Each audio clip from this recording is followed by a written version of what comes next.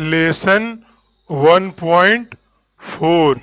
Lesson का नाम है जर्नी टू द वेस्ट, यानी सफर कहाँ का, पश्चिम की तरफ, यानी पश्चिम की तरफ जा रहे। तो जहां पे हो वहां से जो कुछ भी पश्चिम की डायरेक्शन पे रहेगा उसको क्या बोलेंगे कि पश्चिम की तरफ। ठीक है, तो अगर उधर की जगहों पे भी जा रहे हो, उन्हीं पश्चिम की तरफ जो जगह पड़ रही है उधर जा रहे हो, तो उसको क्या बोलेंगे, सफर कर रहे हो आप पश्चिम की तरफ, ये मतलब है। यानी सपोज कर लो आप यहाँ पे खड़े हो, ठीक है, कहाँ पे खड़े हो, इस पॉइंट पे खड़े हो, ठीक है, और यहां से इधर की तरफ जा रहे हो, तो ये डायरेक्शन क्या है, वेस्ट का है। तो आप इधर जा रहे हो तो जो भी चीज अब इधर पे आएगा वो क्या कहेगा कि तुम पश्चिम की तरफ जा रहे हो। ठीक है, समझ में आया। यानी आप जहां पे खड़े हो उसके आगे किसी का घर पड़े, किसी का साइकिल पड़े, किसी का कुछ भी पड़ेगा, और वो दूरी पे है, डिस्टेंस कवर कर रहे हो, तो वो क्या कहलाएगा, आप उधर की तरफ जा रहे हो। तो यहाँ पे ब्रॉड में मतलब बड़ी जो कंट्री होती है बड़ी बड़ी जगह लेती है ना, तो उसकी बात हो रही कि समझो यहाँ पे इंडिया है, तो इंडिया के बाजू में जो भी होगा इस साइड में, तो वो सब क्या कहलाएंगे, वेस्ट कहलाएंगे, उसी की बात हो रही। ठीक है, तो आगे देखते हैं हम, दिया है कि much of the world literature has been translated into English, यानी ज्यादातर दुनिया के जो साहित्य रचनाकार हैं वो ट्रांसलेशन करते रहे हैं इंग्लिश में। In this passage we learn about an epic novel, बोला कि इस पैसेज में हम जो है सीखते हैं एक लंबे से पोएम के बारे में, जो स्टोरी है एक हीरो के बारे में, और जो है उसके साथ जो टाइटल दिया with the title journey to the west, और जो टाइटल दिया हुआ वो क्या है, journey to west, and it's most popular character Sun Wukong और मंकी किंग, यानी बोल रहा है कि बहुत मकबूल है ये कैरेक्टर, जो खास करके नाम है उसका दिया हुआ है सन ओकोंग और या मतलब मंकी किंग।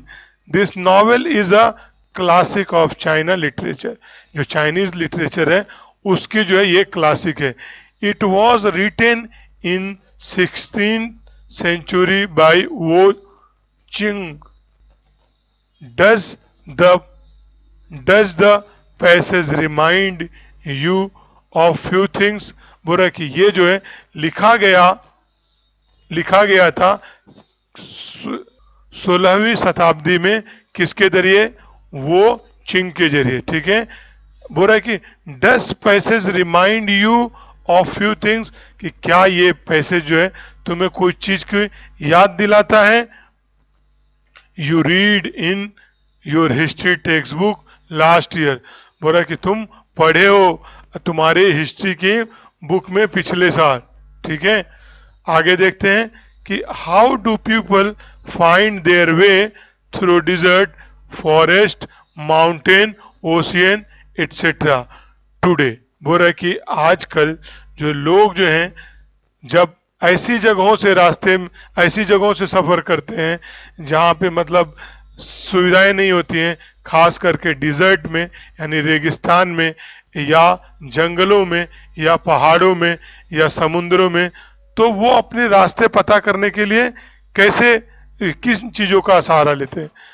तो इसके पहले जो यूज करते थे वो क्या था कि सूरज की, चांद से और सितारों के इसके मदद से, और कुरान में यही दिया है कि ये लोग पूछते हैं सूरज, चांद, सितारे ये क्यों आते जाते, और ये तो दिया है कि मतलब ये क्या है, तुम्हारे लिए दिन, महीने और साल गिनने के लिए, और डायरेक्शन भी है तुम्हारे, जिससे तुम रात में पता लगाते हो। अभी जो निकला हुआ है जो जीपीएस और दूसरे भी टूल्स, वो सारे इन्हीं के बेस पे फंक्शन करते हैं, लेकिन अक्सर लोग नहीं जानते, क्योंकि थोड़ी सी नॉलेज जो होती है वो क्या होती है, वो मजहब से दूर कर देती है, जब गहरा नॉलेज होता है तो मजहब के करीब करती है। और यही स्टेटमेंट जो है एक साइंटिस्ट ने भी दिया है। ठीक है, तो वो ये जो है अभी जो यूज हो रहा है वो क्या है, टेक्नोलॉजी है, और वो टेक्नोलॉजी भी उसी बेस पे चल रही है जो जीपीआरएस है और जो हमारा नॉर्थ साउथ इस तरह से जो बताता है उसके हेल्प से करते हैं। और बोला कि how did they do it in the past discuss, और बोला कि जो पिछले पिछले जमाना जो गुजर गया है उसमें लोग कैसे करते थे उसके बारे में चर्चा करो। तो जैसे मैंने बताया कि सूरज चांद सितारे इनके हेल्प से वो ज्यादा अपना किया करते थे। ठीक है, तो आगे चलते हैं। तो आगे जो दिया हुआ है कि read the following statement and say whether each one is historical और फिक्शनल। तो हिस्टोरिकल क्या होता है? हिस्टोरिकल ऐसी चीज जो हिस्ट्री में पाई जाती हो। ठीक है, कई लोग उसकी मतलब बताते हो, सिर्फ ये नहीं कि कहीं उसको मिल नहीं रहा है, यानी समझो बोला कि ये चीज वहां हुआ है और वहां पे गए तो जो होना चाहिए था उसकी कुछ निशानी नहीं मिल रही, तो वो हिस्ट्री में फिर उसको नहीं माना जाता है।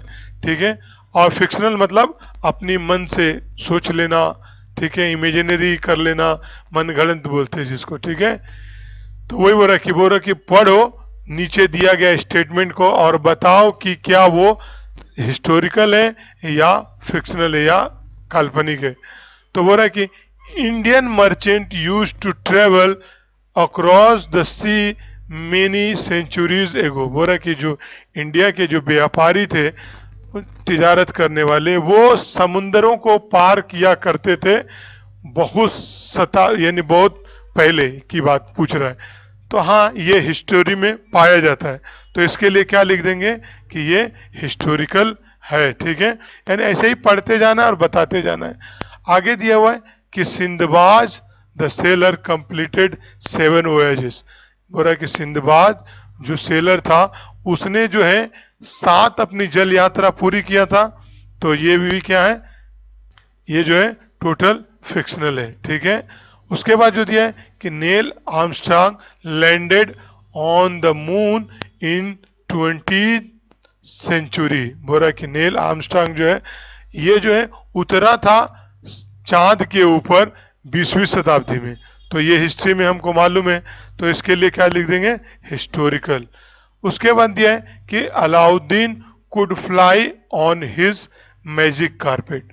बोल रहे कि अलाउद्दीन जो है उड़ सकता था और या उड़ पाया अपनी मैजिक कारपेट के ऊपर।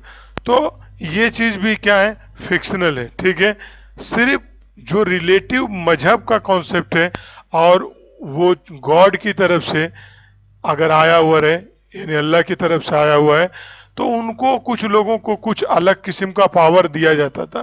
ठीक है, बाकी लोगों के ऊपर पूरा श्योर नहीं बोल सकते। ठीक है, क्योंकि जिनके बारे में ऑथेंटिसिटी नहीं हो भगवान की तरफ से, अल्लाह की तरफ से, तो हम बोल नहीं सकते। हो भी सकता, नहीं भी हो सकता। ठीक है, आगे जो दिया है कि Alexander the great conquered a number of countries before he came to India. ठीक है, तो इसी तरह से 1 by 1 जो है दिया गया है, आपको पढ़ना है और बताते जाना है, यानी आपकी हिस्ट्री भी मजबूत होनी चाहिए। Gulliver meet very tiny people in Lilliput and giants in the country of Brobdingnag. तो ये भी जो क्या है अपना फिक्शनल है। ठीक है, आगे दिया there's a man in the moon who watches what is going on the earth. बोला कि चांद पर कोई आदमी है और जो देखते रहता है कि जमीन पे क्या हो रहा है। ठीक है, तो ये भी फिक्शनल होएगा, क्योंकि अभी थोड़ा बहुत तो साइंस से मालूम ही पड़ रहा है कि इंसान को जीने के लिए क्या चाहिए, हवा यानी ऑक्सीजन चाहिए, पानी चाहिए, खाने के लिए भी एनर्जी वाली चीज तो लेना ही पड़ेगा। और ये मालूम है कि वहां पे क्या है, एयर नहीं है, तो वहां पे रहने के लिए ये चीज तो चाहिए, या तो ऑलमाइटी जो सपोर्ट करे, तो वो एक अलग बात है, क्योंकि वो ऑलमाइटी कुछ भी कर सकते हैं। ठीक है, तो उनको छोड़कर आमतौर पे उनको यहाँ पे कॉन्सेप्ट नहीं है, इसके लिए यहाँ पे क्या लिख देंगे, फिक्शनल लिख देंगे। ठीक है, अगला जो दिया है कि emperor Ashoka's empire stretched from the modern day Afghanistan to Bangladesh. ठीक है, तो ये भी हिस्टोरिकल बेस है।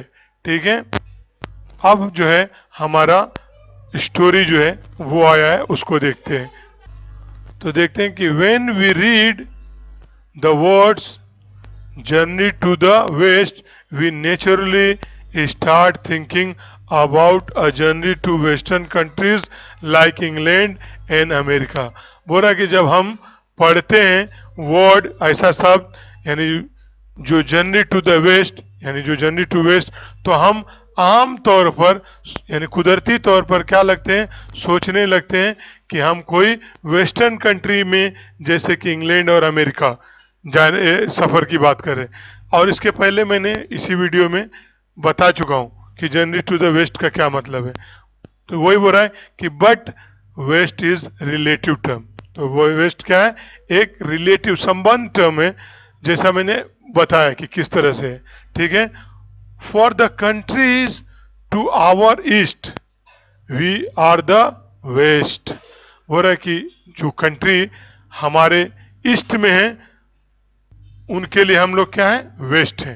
ठीक है, यानी हम जहां पे खड़े हैं और हमसे पहले जो लोग हैं हमारे कंट्री से, तो उनके लिए हम लोग वेस्ट हो जाएंगे। तो उसी तरह से बता रहा है कि this is a particular journey that we are going to read about was actually a journey from China to our country. बोल रहा कि ये जो खास करके जो सफर है जो हम पढ़ने जा रहे हैं, ये दरअसल किसके लिए, किन के बारे में बता रहे हैं, चाइना से हमारी कंट्री मतलब इंडिया की कंट्री। ठीक, मतलब इंडिया की बात कर रहे हैं। ठीक है, हमारी कंट्री इन द सेंस मतलब क्या है, इंडिया की। ठीक है, it was made by famous seventh century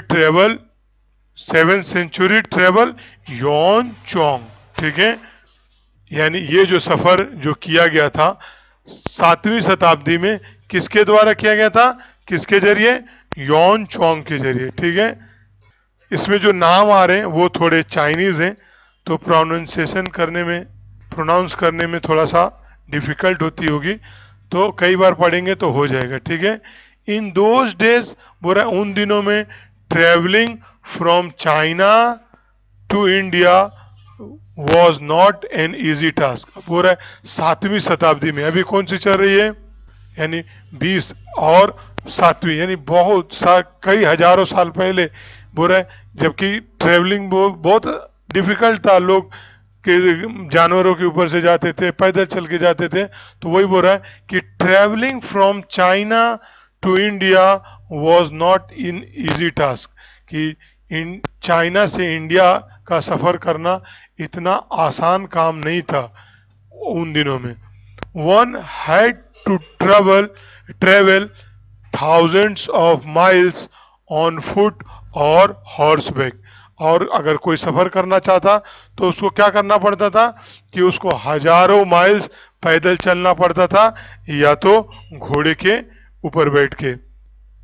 अब उसके बाद क्रॉसिंग डिजर्ट, रेगिस्तान को पार करना, क्रॉसिंग स्नो क्लेड माउंटेन्स यानी बर्फीली जो पहाड़ियां होती वो, क्रॉसिंग स्ट्रेंज अनफेमिलियर रीजन।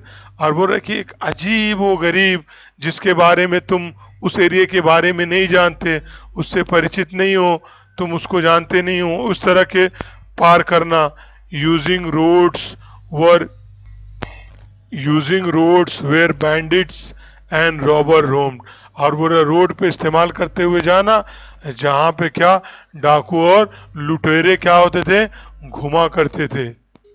आगे देखते हैं, हु वुड डू इट, कौन करेगा ये, मतलब इतना खतरनाक है, पैदल चलना, घुड़ और इस तरह के जंगल और अनफेमिलियर रीजन को क्रॉस करना, फिर उसमें डाकू और लुटेरों का डर, तो बोला कौन करेगा ये। But Xuanzang had a dream, he wanted to take Buddhist scripture from India to his homeland in China। लेकिन जो योन चोंग था वो क्या था, उसका एक सपना था कि वो ले जाना चाहता था जो बुद्धिस्ट के जो वो बुक जो मजहबी होती है उसको बोलते हैं स्क्रिप्चर। ठीक है, जो हाथ से लिखी रहती है, मैन्यू स्क्रिप्चर इस तरह से। तो बुद्धिस्ट की जो मजहबी किताब थी, उसको इंडिया से वो अपने घर को यानी अपने चाइना को ले जाना चाहता था। It was like a pilgrimage to him, और उसके लिए ऐसा था जैसे कि तीर्थ यात्रा हो। जैसे हम लोग बोलते हैं ना हज करने को जा रहे हैं, तो उसको मुकद्दस समझता हो। ठीक है, तो इस तरह से उसको था। ठीक है, Xuanzang undertook the long and difficult journey to follow his dream. और बोल रहा है कि यॉन चोंग जो है वो इस मुसीबत में घुसा काय के लिए, ताकि वो अपने जो सपना है उसको पूरा करे। ठीक है, तो वो जर्नी अपना जो है शुरू किया। तो उसकी जो चाहत थी क्या थी, उसकी चाहत ये थी कि वो बुक को लेके आए। तो उसकी जो चाहत जो ये था उसको पूरा करने के लिए वो अपना सफर शुरू करता है। For 17 long years he kept on travelling suffering many hardship on the वे। बोल रहा है कि 17 साल, 17 लंबे अरसा होता है, वो क्या रहा, सफर करते रहा और उसमें बहुत सारी तकलीफों का सामना किया उसने रास्ते में। ठीक है, he travelled across the Gobi desert, then along the Tian Shan mountain range and on along the Silk Road।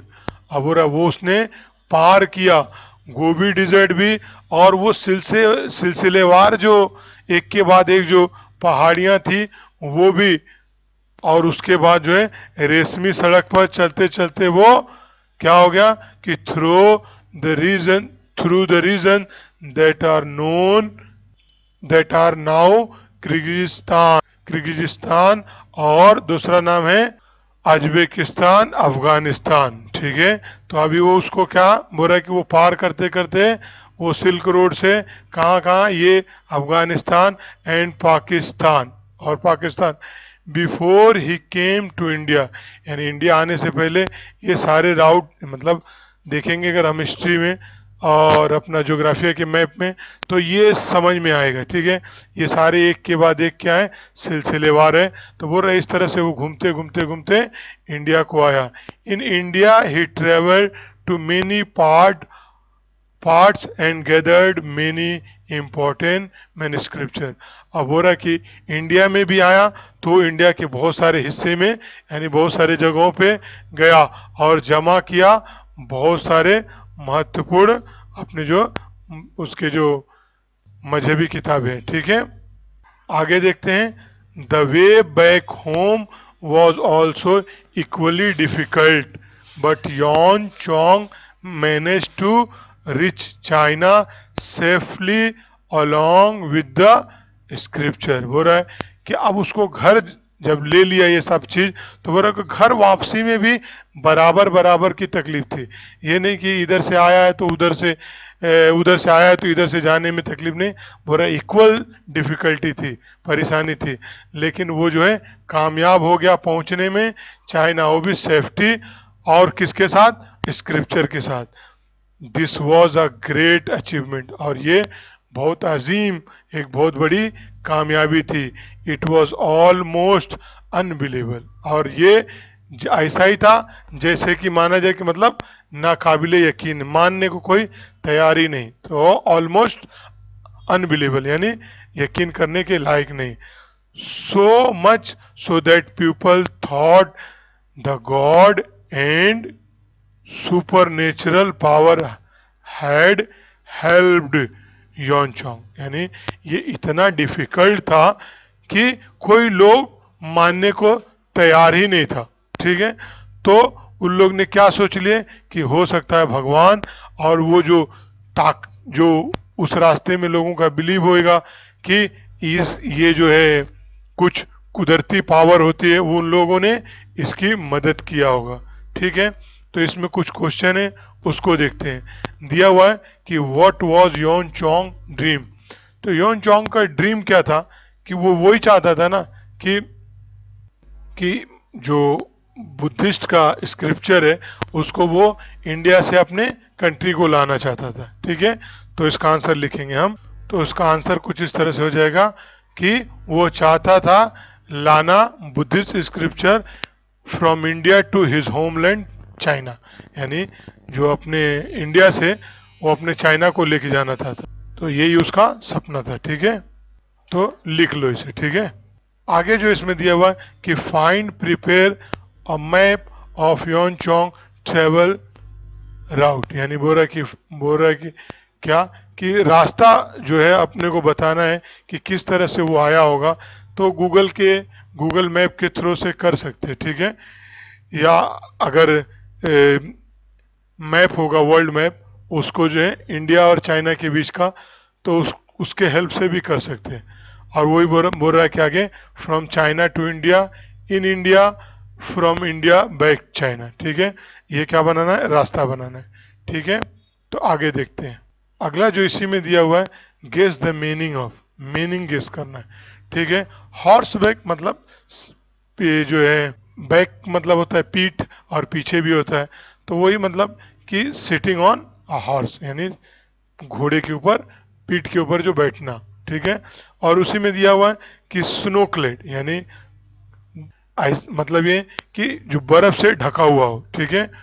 तो उसको लिख देंगे कवर्ड विथ स्नो, ठीक है। आगे स्टोरी देखते हैं।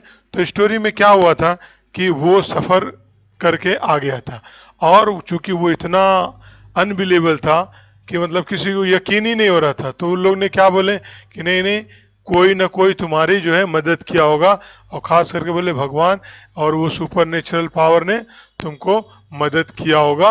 अब ये जो चीज है उसकी खोज में, किस चीज में बोल रहा है कि योन चोंग को इन हिज क्वेस्ट, उसकी खोज में जो है कोई ना कोई मदद किया है, तो उसको लोगों ने अपनी तरफ से बनाया, जबकि उसने नहीं बोला, इन लोग ने, दूसरे लोगों ने, चूंकि वो काम जो है इम्पॉसिबल था तो उसने कर दिखाया, तो लोगों ने उसके बोले कि कुछ ना कुछ इसमें फंडा होएगा, राज होएगा, ठीक है। तो this gave rise to many interesting folk tales. अब यही चीज जो है, जो नाकाबिले यकीन था, ये चीज जो है क्या करा, बहुत दिया, यानी मदद किया बहुत सारे दिलचस्प दास्ता बनाने में। यानी जो लोगों ने जिसको जैसा समझ में आया उसको क्या कर दिए, मैनिपुलेट कर दिए, बदल दिए, ठीक है। और कि centuries later an epic novel called journey to the west. अब हो रहा है कि कुछ दिन जब ये गुजर गया, यानी सालों साल गुजर गए, तो ये बाद में क्या हो गया, एक जो है नॉवेल बन गया, और उसको क्या बन दिए कि journey to the west was written about this famous pilgrim. अब हो रहा है ये जो है इस तरह की जो सेंचुरी बीतने के बाद जो इसको लिखा गया, तो जो लिखा गया था वो कौन था कि उसको टाइटल जो लिखा गया था वो किस तरह था कि मतलब जनरी जो है सफर वेस्ट को, और उसमें लिखा क्या गया था कि तीर्थ यात्रा, ठीक है। The novel made use of many of the folk tales. और वो ये जो नॉवेल जो है बना दिया गया बहुत सारे जो है दास्तानों में, ठीक है।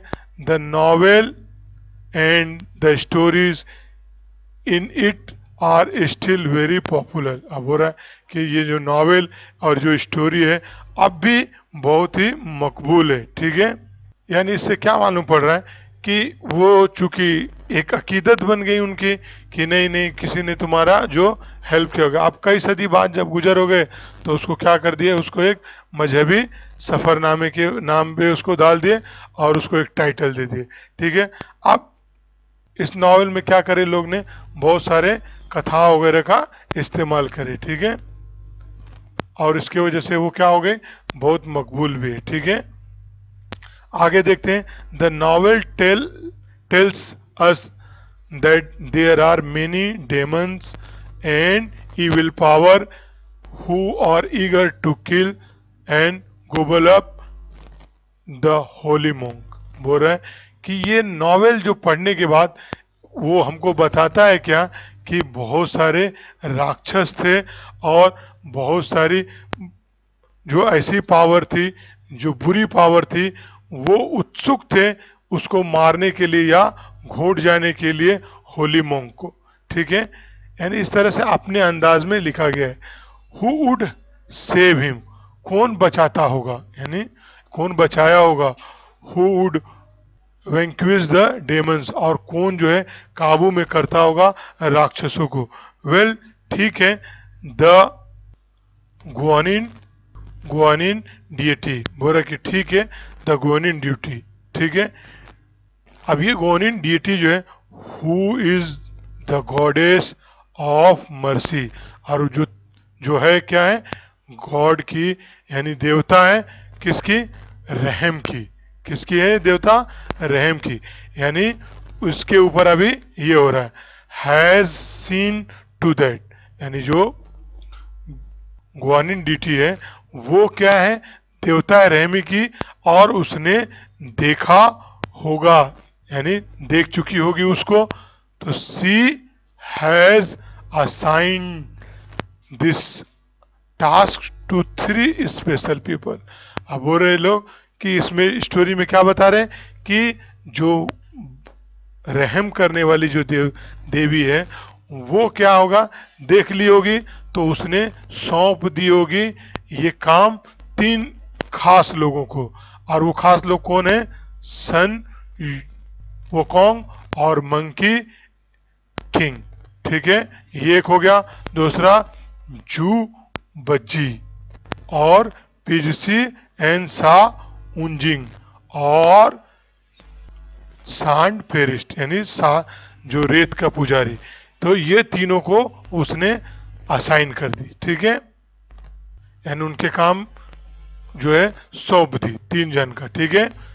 तो आगे देखते हैं, now these 3 character are no saints in fact.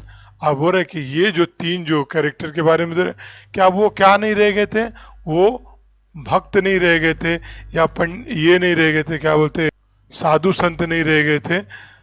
दो they all have super natural powers, हालांकि इसके बावजूद भी उनके पास क्या था, जो कुदरती ताकत थी उनके पास।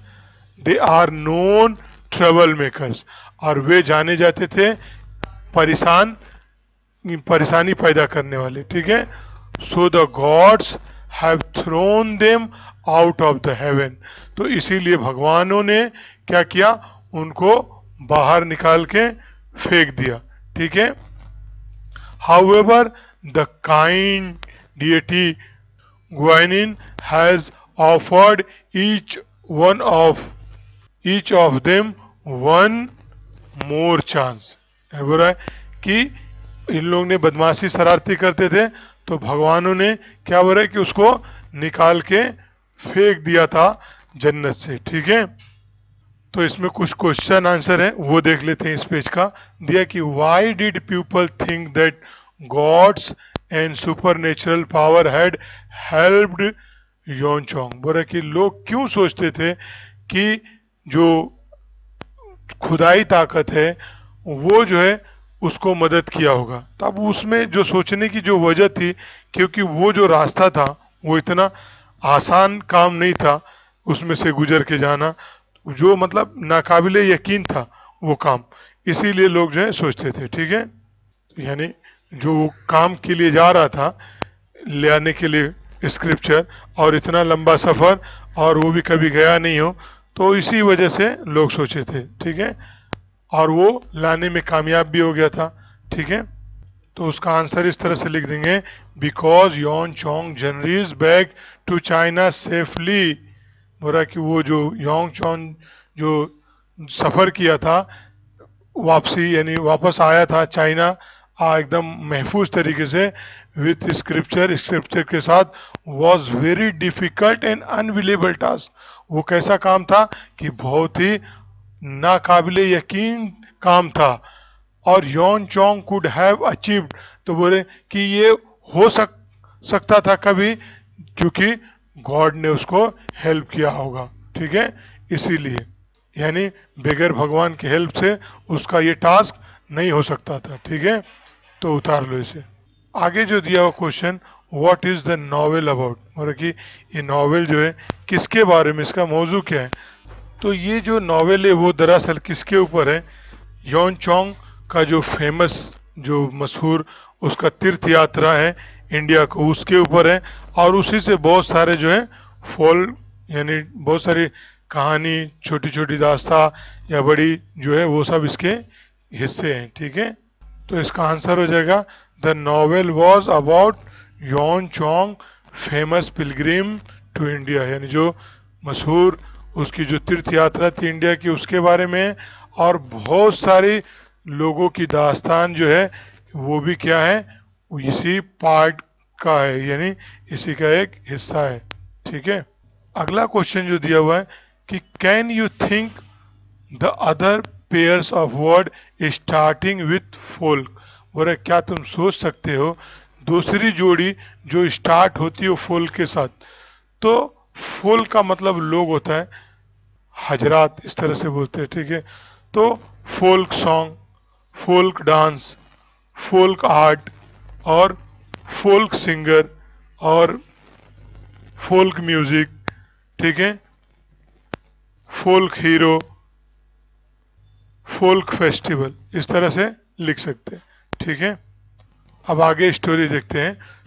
तो वो जो तीन बदमाश थे उनके बारे में जो चल रहा था, उसको जो है देवी ने क्या दी थी, एक चांस दी थी। ठीक है, तो उसके बाद क्या हुआ, if you help the holy monk in his pilgrimage to India, बोले कि उसको शर्त दिया गया कि अगर तुम मदद करते हो इस होली मोंक को उसके तीर्थ यात्रा जो इंडिया जा रहा है, if you use your power for his good works then you may return to heaven, बोले क्या और तुम्हारे पास जो ताकत है तुम उसको इस्तेमाल करते हो उसके काम के लिए, तो तुम क्या हो सकते हो, वापस जन्नत में लिए जा सकते हो, स्वर्ग में लिए जा सकते हो, यानी ये कंडीशन। और जबकि स्टोरी में ऐसा कुछ भी नहीं था। ठीक है, ये अपनी तरफ से ऐड किया हुआ है या सोचा हुआ है। ठीक है, कुछ बोल नहीं सकते इसके बारे में। तो देखते हैं आगे, that is why the three character have agree to be Xuanzang disciples and help Xuanzang in his difficult journey, बोल रहे हैं कि यही वजह था कि वो जो तीन कैरेक्टर के थे उन लोग क्या हो गए, राजी हो गए मदद करने के लिए और उसके जो है शिष्य बने और उसको हेल्प किए यॉन चोंग के डिफिकल्टी में, ऐसा उन लोगों ने अब सोच लिया। ठीक है, and sure enough they have many thrilling exciting and sometime humorous adventure on the way to the holy land India, बोल रहा है कि ये काफी है क्योंकि ये तीनों बदमाश किस्म के हैं, तो बहुत ही जो है रास्ते में क्या किए होंगे, मजाक मस्ती करे होंगे। तो बोल रहा है कि वाकई में जो है इनको क्या हुआ होगा कि अब दोनों ये तीनों जो है उनके पास क्या है, बहुत ज्यादा ताकत है ना, पावर है।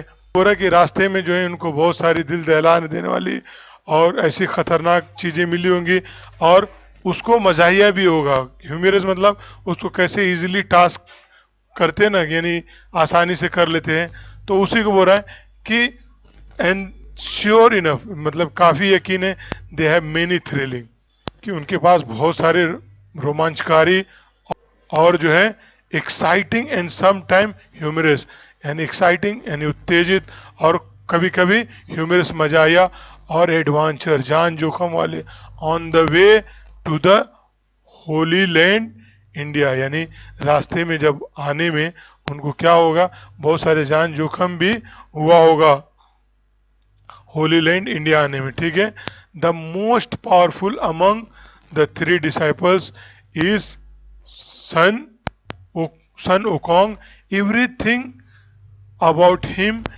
इज एक्स्ट्रा ऑर्डिनरी, बोल रहा कि इन सब में जो है सबसे पावरफुल था वो तीनों में, वो कौन था, वो डिसाइपल जो शिष्य था वो था सन वोकोंग, और सब कुछ उसके बारे में कुछ क्या था, एक्स्ट्रा ऑर्डिनरी था, मतलब कुछ ज्यादा ही था उसके बारे में। आगे दिया हुआ कि ही वॉज born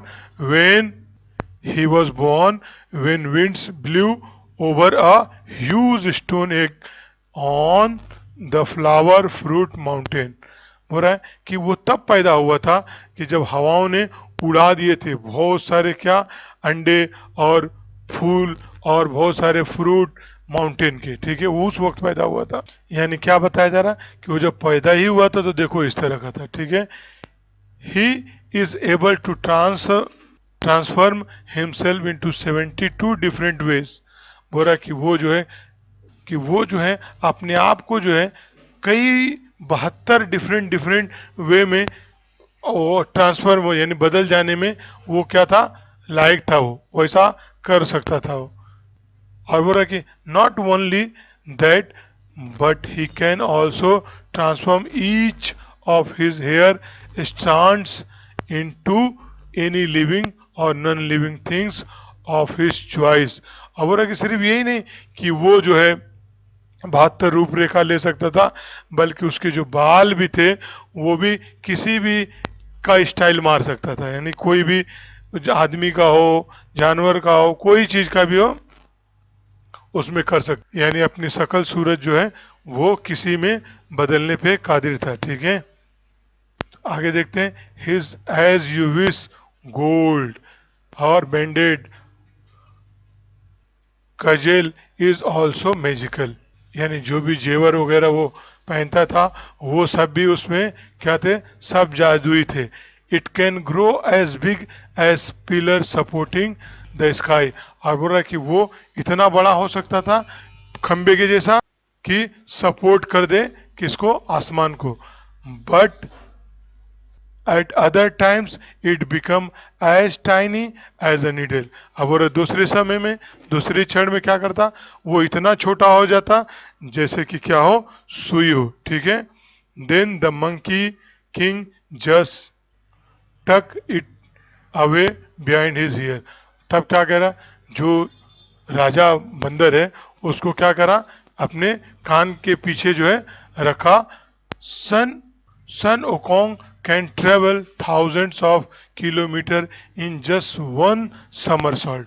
हो रहा है कि जो सन ओकोंग जो है वो सफर कर सकता था हजारों किलोमीटर बस ऐसे एक कलाबाजी में। जैसे यहाँ पे कलाबाजियां कर रहे हैं ना, इस कलाबाजियों में क्या कर सकता था, वो हजारों किलोमीटर चल सकता था। यही बात जो है क्या कर रहा है, कॉन्ट्रडिक्ट कर रहा है। जब वो हजारों साल में कर सकता था तो 17 साल उसको लगे क्यों, ठीक है। तो जब आदमी फ्रिक्स जब बनाता है, फेंकने लगता है ना कुछ भी, तो फिर वो मैनेज नहीं कर पाता। तो यहाँ से ये सेंटेंस से पकड़ा जा रहा है कि अगर वो उसकी हेल्प किया है तो फिर इतने साल क्यों लगे, ठीक है। तो जब ये हजारों किलोमीटर जब एक समर साल्ट में हो जाता था तो ये काम हो सकता था, ठीक है। तो he can walk through fire. अब वो टहल सकता था, यानी जा सकता था आग में से। Travel under the water, fly to any place at will. बोला कि वो अपनी मर्जी के मुताबिक कहीं भी उड़ के जा सकता, तो फिर इतना लंबा जाने की टाइम लेने की जरूरत ही नहीं पड़ती थी ना। तो ये स्टेटमेंट ही क्या कर रहा है, कॉन्ट्रडिक्ट कर रहा है। His body is as hard as diamond. और उसकी जो बॉडी थी वो इतना कड़क था जैसे कि डायमंड हो। और अगले स्टैंडर्ड में जब जाओगे तो पढ़ोगे कि कार्बन से जो बना हुआ है ये डायमंड बहुत ही हार्ड होता है, ठीक है। So no one and nothing can injure him. His golden gaze, fiery eyes, having X-ray vision, no one can deceive him। बोल रहा है कि उसको कोई भी उसको तकलीफ नहीं पहुंचा, कोई उसको नुकसान नहीं पहुंचा सकते थे। और उसकी जो आंख जो थी वो ऐसी आंख थी कि कुछ भी तुम उसके सामने रखे रहोगे, छुपाए रहोगे, तो वो क्या करेगा, जैसे सोनोग्राफी एक्सरे करके मालूम होता है ना, उस तरह से उसको पता चल जाता था। इसीलिए कोई उसको क्या नहीं कर सकता था, धोखा नहीं दे सकता था, यानी धोखा नहीं दे सकता, ठीक है। आगे देखते हैं, Sun Wukong is brave and intelligent but he is also a trickers. कि सन जो है वो क्या था, बहादुर भी था और समझदार भी था, लेकिन क्या, चालाक भी था, ठीक है। He loves to have fun. और वो क्या पसंद करता था, पसंद करता क्या कि मजा, यानी कुछ ना कुछ अटकेलिया करता। And some of his super powers help him to just that. और बोल रहे उसकी कुछ जो नेचुरली पावर जो उसके पास थी वो इस फन में उसको जो है मदद करती थी।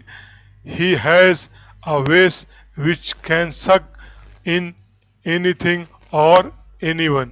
और उसके पास जो कटोरा था, उस कटोरे में वो किसी चीज को भी चूस सकता था, किसी को भी, ठीक है। He can simply point at the lock and open it. अब हो रहा है कि वो जो बस किसी लॉक की तरफ ऐसा इशारा करता और उसको खोल देता।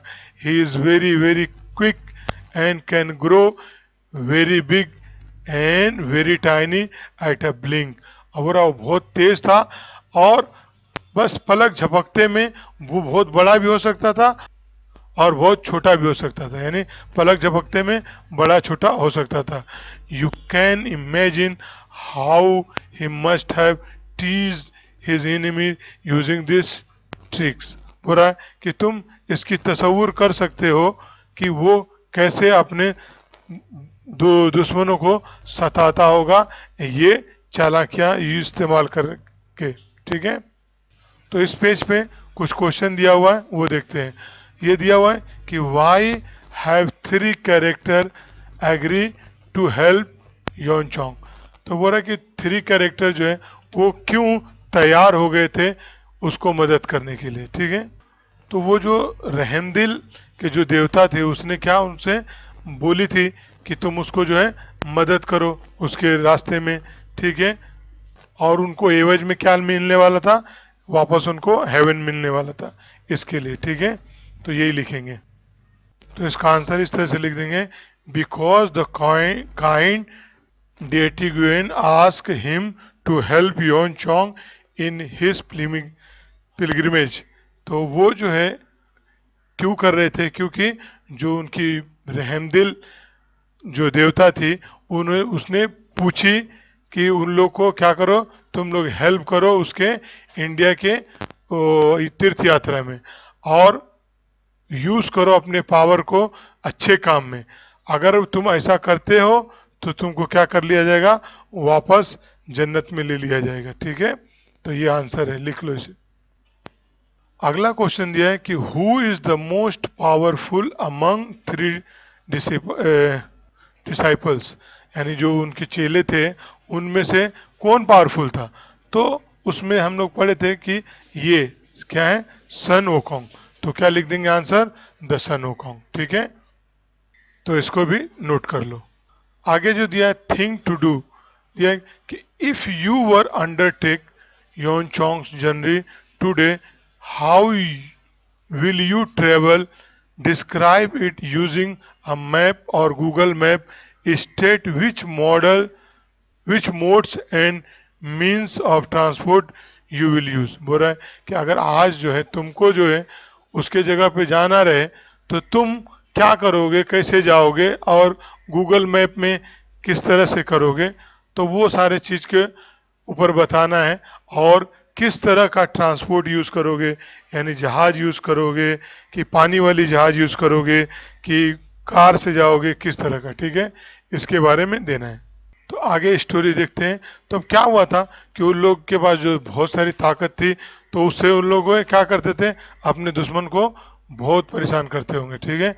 तो बोल रहा है if you want to read about the adventure that Sun Wukong and his companions had on the way, you will find the stories in the English translation of Journey to the West। बोल रहा है कि अगर तुम पढ़ना चाहते हो कि वो जान जोखम और वो सन योंगकोंग और उसके जो साथी लोग थे क्या किए थे रास्ते में, तो तुमको क्या करना पड़ेगा, इंग्लिश की ट्रांसलेशन में पढ़ना पड़ेगा जिसका नाम है जर्नी टू द वेस्ट।